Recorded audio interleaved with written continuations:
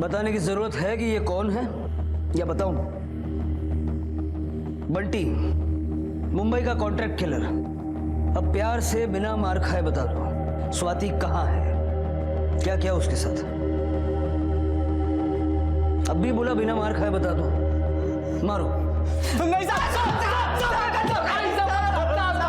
मैंने कुछ नहीं किया साहब। साहब जो भी किया है इसलिए किया साहब। इसमें मेरा लेना देना कुछ नहीं है साहब। साहब मारो मत साहब, गलती हो गई साहब। वो रत्ना के केस की वजह से मेरा जीना हराम हो गया। मेरी छोटी बहन है, उसकी शादी करनी थी लेकिन वो भी टूट गई। पैसा नहीं, कुछ नहीं। मैं बोला दुकान बेच के उसकी शादी करेंगे, चलो। ताला लगा तो लगा, बेचने जाऊँ तो कोई लेना नहीं था। वो नंदू ने सबको धमकी दी थी कि कोई संतोष का दुकान लेगा ना तो उसका जीना हराम करेगा। फिर बहन की शादी टूटी। बाद में मुझे वो बंटी मिला, वो बंटी। अरे संतोष, क्यों बोला?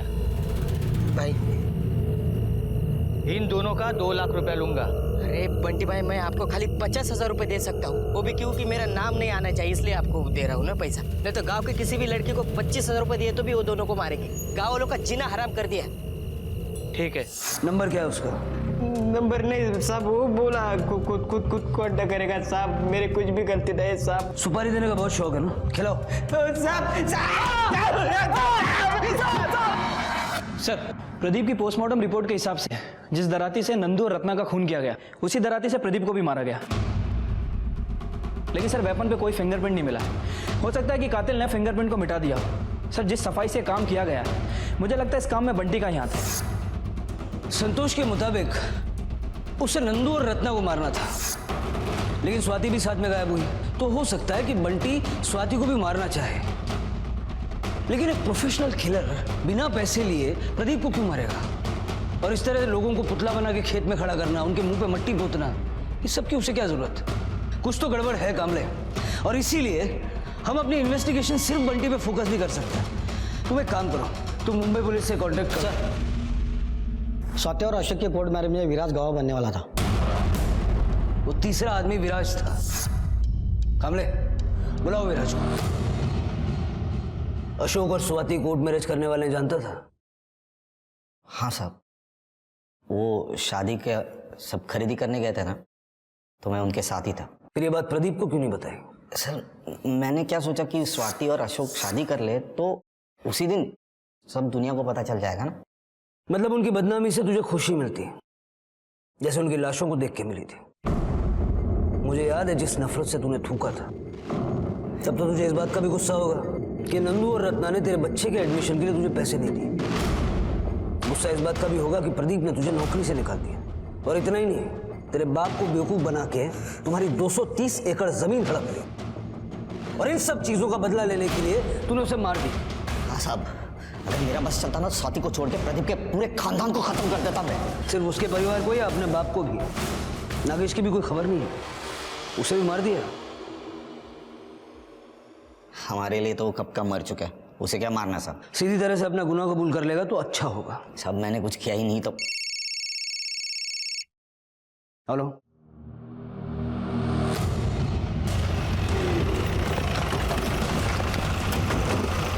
साहब इस तरह, यही रुको।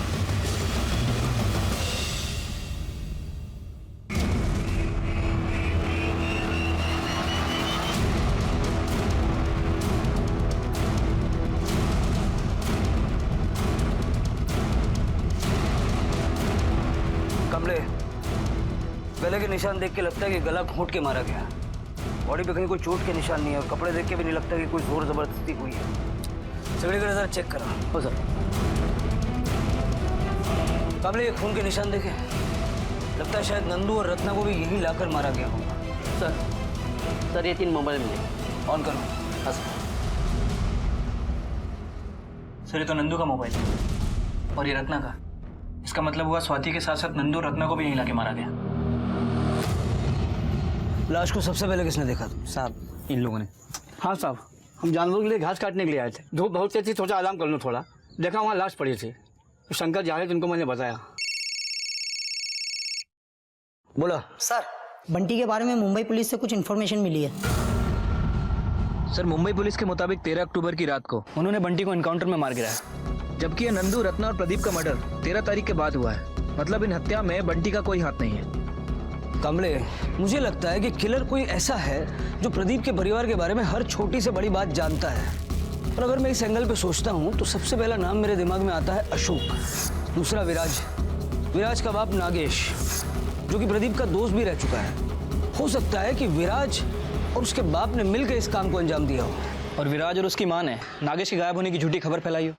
एक काम करो, अशोक को छोड़ दो और उससे कहो कि पुलिस स्टेशन लाके रोज हाजिरी लगाए और इन सब पे नजर रखो। अगर इन्हीं में से कोई है तो डेफिनेटली हमें कोई ना कोई क्लू तो मिलेगा। और चंद्रा के घर के बाहर अपना एक आदमी सिविल कपड़ों में लगा दो, कातिल उसे भी नुकसान पहुंचाने की कोशिश कर सकता है। Okay sir.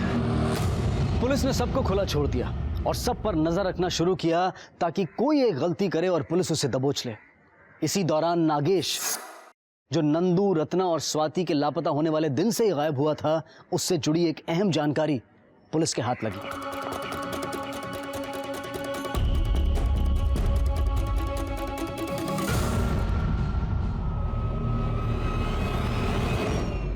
विराज अपने बाप से इतनी नफरत करता है कि उसे जीते जी मरा हुआ मानता है। फिर वो नागेश को क्यों ढूंढ रहा था? और नागेश के बारे में उसने तुमसे ही क्यों पूछा? ये तो पता नहीं साहब क्यों ढूंढ रहा है, लेकिन उसने मुझे इसलिए पूछा क्योंकि जिस दिन नंदू की लाश मिली थी उस रात नागेश मुझे मिला था। अरे क्या रहे गोपाल, अभी तक देसी में फंसा है तू। आज तेरे को अंग्रेजी पिलाता हूँ मैं। ए भाई, गिलास लाना जरा। मुझे एक बात बता, तू इतना खुश क्यों है जो आज अंग्रेजी पिला रहा है? गांव में जितने बड़े बड़े सांप थे ना, उनका एक सपोला था सबसे ज्यादा जहरीला। हो गया ऊपर नंदू, एक एक करके सब जाएंगे और मैं अकेला जाऊंगा विदेशा के साथ। देख, चलो चलो चलो उठो, 11 बज गया, बंद करने का टाइम हो गया, चलो चल।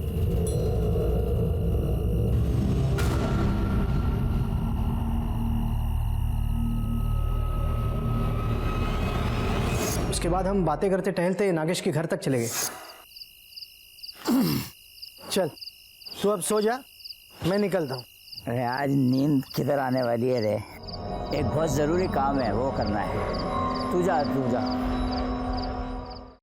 उसने बताया कौन सा काम निपटाना चाह रहा था? मतलब उस दराती के बारे में या अभिलाषा के बारे में या प्रदीप और उसकी फैमिली के बारे में? नहीं साहब। ठीक है, जाओ। कमले, अगर इस गोपाल की बात को सच माने तो 11 बजे तक नागेश अपने घर गया, जबकि सुनीता ने हमसे कहा कि वो 9 बजे के बाद आया ही नहीं। रात को 9 बजे के आसपास देखा था, उसके बाद से कहाँ है मालूम नहीं। अगर ये गोपाल सच बोल रहा है तो फिर सुनीता हमसे झूठ क्यों बोल रही? सर हो सकता है कि नागेश को सुनीता और योगेश ने बाद में देखा ही ना हो। और वैसे भी उन दोनों को उसकी कुछ ज़्यादा पड़ी नहीं है। सर, ये स्वाति की पीएम रिपोर्ट। सर रिपोर्ट के हिसाब से स्वाति की मौत गला घुटने की वजह से हुई है और कोई भी सेक्सुअल असॉल्ट भी नहीं हुआ है। मतलब कातिल प्रदीप, रत्ना और नंदू से जितनी नफरत करता था उतनी स्वाति से नहीं करता। ये विराज हो सकता है क्योंकि वो शादी में भी इन्वॉल्व था। सर कहीं ये काम ये दोनों बाप बेटे मिलकर तो नहीं कर रहे? चलो।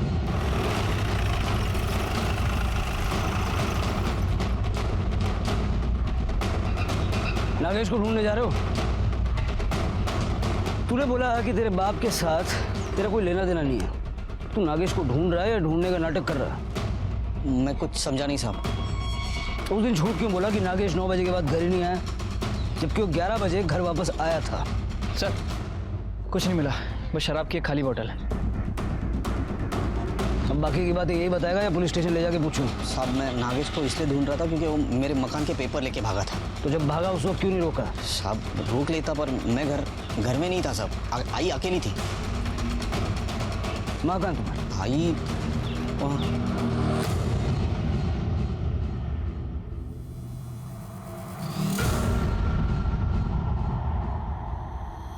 ये नागेश जब घर के पेपर लेके भागा तो आपने रोका क्यों नहीं? वो साहब, मैं घर में अकेली थी और कुछ काम कर रही थी। जब तक मैं देखती वो भाग गए और मैं घर के अंदर गई तो अलमारी खुली हुई थी। उस दिन भी मैं जब आया तो आपके हाथ मिट्टी से सने हुए थे और आज भी ये घर के पिछवाड़े में इस तरह से लीपने का कार्यक्रम चल रहा है। क्या कोई खजाना वगैरह दबा के रखा है क्या? नहीं साहब, है, ऐसी कोई बात नहीं है। सर जगह देखकर तो ऐसा लग रहा है कि इसे खोद कर अभी भरा गया। शिंदे सर खोदो यहाँ पे। नहीं साहब, यहाँ कुछ नहीं है। ऐसे चुपचाप खड़े रहो इधर।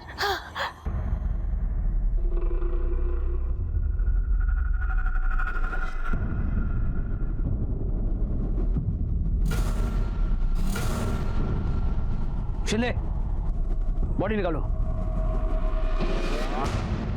थोड़ा आराम से। शिंदे बॉडी को चेक करो।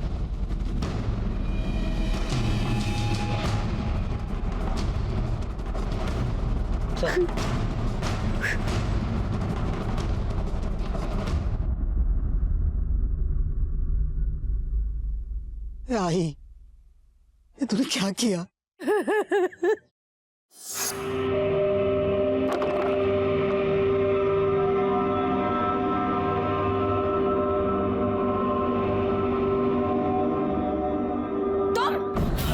क्या कर रहे हो?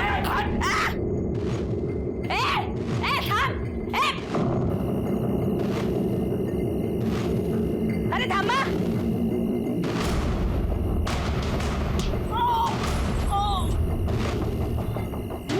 मेरे बच्चे की जिंदगी खराब कर दी। कब क्या चाहिए तुझे? मैं तो छोड़ूंगी नहीं, छोड़ना नहीं तुझे, क्या छोड़ूंगी?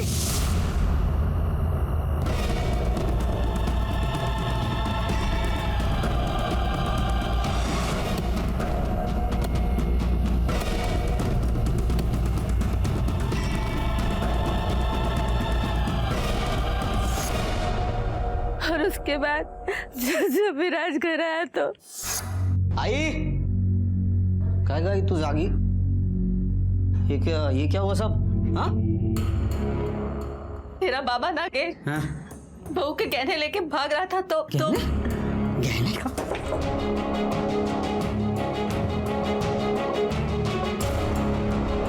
अरे वो गहने नहीं, मकान के पेपर लेके भागा है उसकी माशूका को देने के लिए।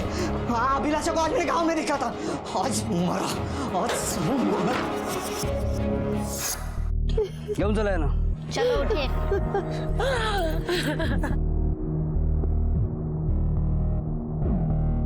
नागेश की गुमशुदगी का मामला तो खुल गया, लेकिन प्रदीप, नंदू, रत्ना और स्वाति के कत्ल का सच अभी तक रहस्य बना हुआ था। पुलिस ने न सिर्फ संदिग्धों की बल्कि उनके करीबी लोगों की भी जांच पड़ताल शुरू की। और इसी दौरान प्रदीप की हत्या के बाद अखबार में छपी एक खबर ने पुलिस का ध्यान अपनी ओर आकर्षित किया। सर आज के अखबार में प्रदीप से रिलेटेड एक इन्फॉर्मेशन छपी है। सर आज से 20 साल पहले इसी गांव में किसानों और मजदूरों के ऊपर नरसंहार हुआ था। सर उसका प्राइम सस्पेक्ट प्रदीप था, लेकिन उसके खिलाफ कोई सबूत नहीं मिला और उसे छोड़ दिया गया। सर इस नरसंहार में लगभग सभी लोगों की मौत हो गई थी, लेकिन एक 2 साल का बच्चा बच गया था। कामले पता करो ये बच्चा कौन था और अब कहाँ है? पाटिल साहब आप इस गांव के सरपंच हैं, पिछले 3 पीढ़ियों से यहीं पे। 20 साल पहले इस गांव में एक नरसंहार हुआ था।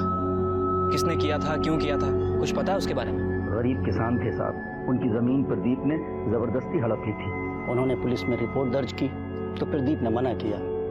वो लोग नहीं माने तो फिर उसके बाद जो कुछ हुआ, किसी को नहीं छोड़ा, सबको गोलियों से भून डाला। 2 साल का बच्चा वो बच गया। वो बच्चा कहाँ है, कौन है, पता है उसके बारे में?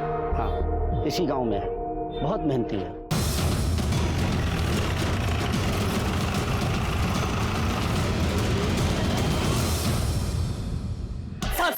साहब इन्हें मत मारिए साहब। मैं सब बताता हूँ, मैं सब बताता हूँ। जिस दिन नंदू आरती से बलात्कार के केस में छूटकर बाहर निकला, उसी दिन हमें पता चल चुका था कि इन सब से कुछ नहीं होने वाला। इस गांव की मिट्टी को हमें ही साफ करना पड़ेगा। पूरा गांव उनके अत्याचारों से परेशान था साहब, पर कोई हिम्मत ही नहीं करता था साहब, सब डरते थे। तब हम तीनों ने फैसला किया कि प्रदीप के परिवार को उसके किए की सजा जरूर मिलनी चाहिए। और उस दिन जब नंदू खेत से बाहर निकला,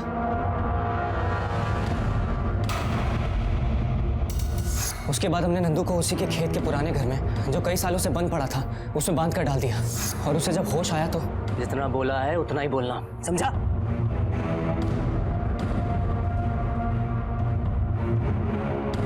हेलो रत्ना, आज जरा 40,000 रुपए लेके खेत पे आ जाना। मुझे किसी को पैसे देने हैं तो मैंने उसको इधर ही बुला लिया है। साहब हम सिर्फ रत्ना को वहां पर बुलाना चाहते थे, पर उसके साथ स्वाति भी वहां पर आ गई। भाव तो कहीं नहीं दिखाई दे रहे।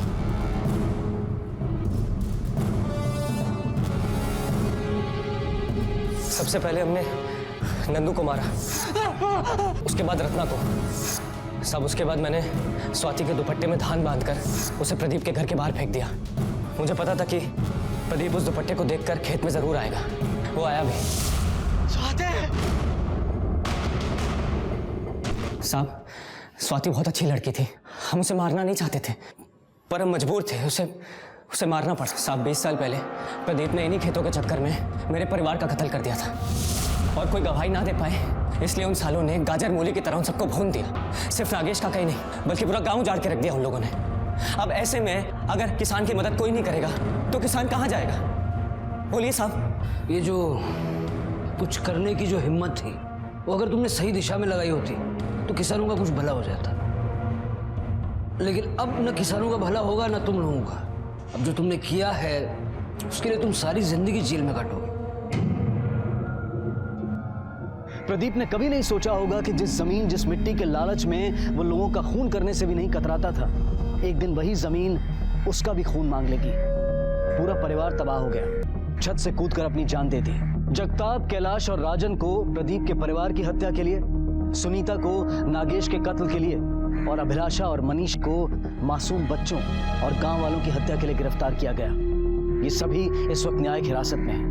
काश के इंसान जिस गति से तरक्की और समृद्धि की ओर भाग रहा है, अगर उसका 10वां हिस्सा भी इंसानियत की ओर चले तो वो एक दूसरे का सहारा बन सकता है। इसी विचार के साथ अब मैं अनूप सोनी आपसे विदा लेता हूँ। फिर मुलाकात होगी अगले एपिसोड में एक और चौंका देने वाले केस के साथ। तब तक अपना और अपने परिवार का ख्याल रखें और देखते रहें क्राइम पेट्रोल डायल 100। सबक एक को सीख हम सबको। जय हिंद।